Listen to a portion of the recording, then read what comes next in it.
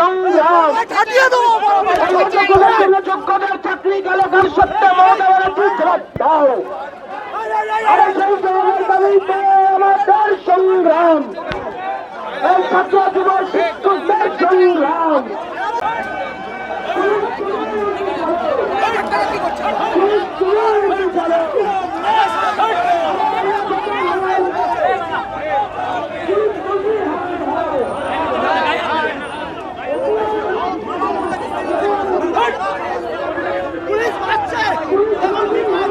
তুমি বাচ্চা গালাগালি দিচ্ছে গালাগালি দিচ্ছে পুলিশ দেখুন কি করেছে পুলিশ মারছে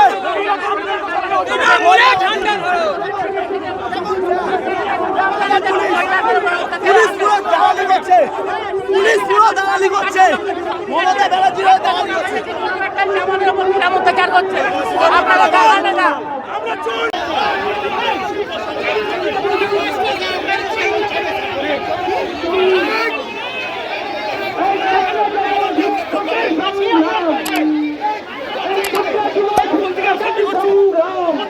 বাম ছাত্র যুবদের ডাকা করুণাময়ী চলো কর্মসূচি ঘিরে ধুন্ধুমার সল্টলেক চত্বর।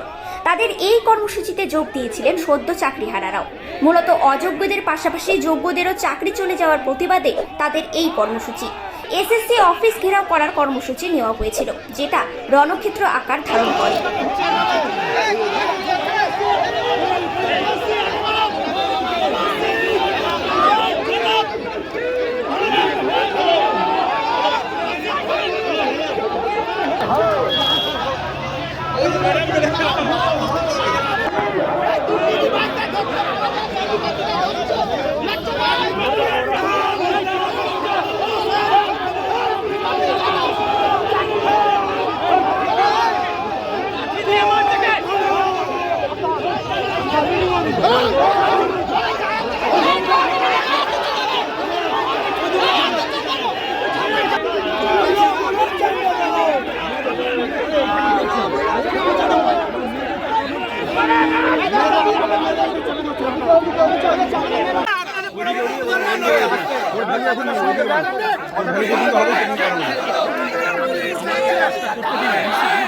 আপনারা ছেড়ে দেন, সাহেব আছেন মনে হয়, ছেড়ে দেন নাকি? এদেরকে সরান না, এদেরকে সরান না।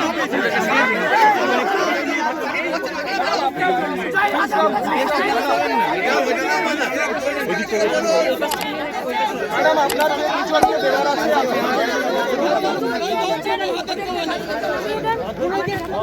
অযোগ্যদেরকে ধরতে পারেন না, দুর্নীতিগ্রস্তদেরকে ধরতে পারেন না, এখানে অযথা একটা ঝামেলা সৃষ্টি করলেন।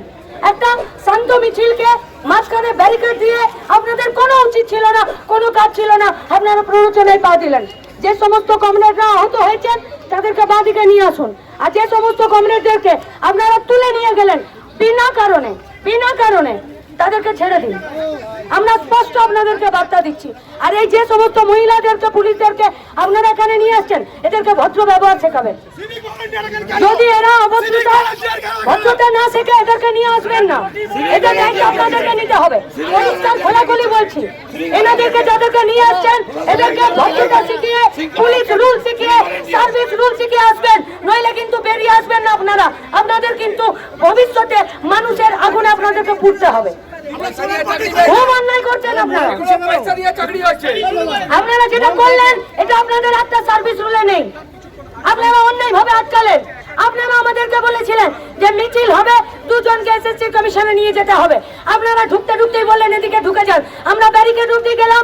আমরা আপনাদের অফিসারকে এখনো বলছি, দুজনকে ডেপুটেশন দেওয়া, যাদেরকে নিয়ে গেলেন তাদেরকে এখানে ছাড়ার ব্যবস্থা করে দিন। দুজনকে ডেপুটেশনে যাওয়ার ব্যবস্থা, আর যাদেরকে নিয়ে গেলেন তাদেরকে ছাড়ার ব্যবস্থা করে দিন। কে দায়িত্বে আছেন তাদের সঙ্গে আমাদেরকে কথা বলতে দিন। কে দায়িত্বে আছে?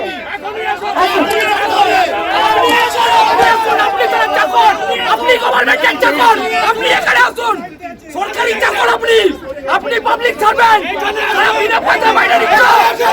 পাবলিকের চাকর এখানে আসুন।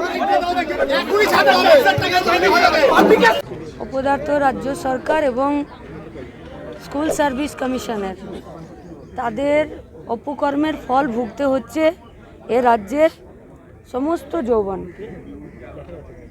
যারা অযোগ্য, যাদের চাকরি করার কোনো রকম যোগ্যতা নেই, তাদেরকেও ঘুষের রাস্তা দেখিয়েছে রাজ্যের সরকার।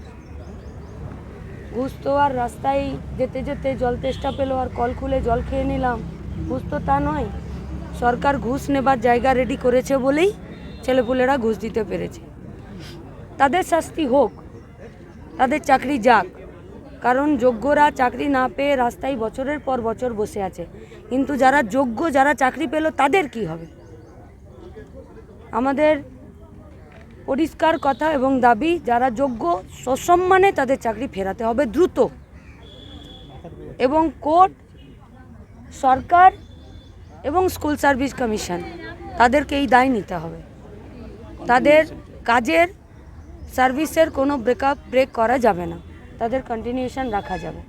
আর যারা ঘুষ দিল আর যারা ঘুষ নিল, যারা এক্সট্রা পদ তৈরি করলো, এই গোটা ঘুঘুর বাসাটাকে দ্রুততার সাথে শাস্তি দিতে হবে। সেটাই এসএসসির কমিশন সহ গোটা রাজ্যের মানুষের কাছে জানানোর জন্যই আজকে বামপন্থী ছাত্র যুব এবং এবিটির পক্ষ থেকে আমাদের এই প্রতিবাদ মিছিল। আপনারা কি কোনো ডেপুটেশন প্রদান করছেন আজকে? ডেপুটেশন তো তার কাছে প্রদান করা যায় যার কিছু ঠিক করার মুরদ থাকে। আজ 13টা বছর ধরে একটা কোনো কাজ যত্ন সহকারে গুরুত্বের সাথে পরিষ্কার পরিচ্ছন্নভাবে করতে পেরেছে?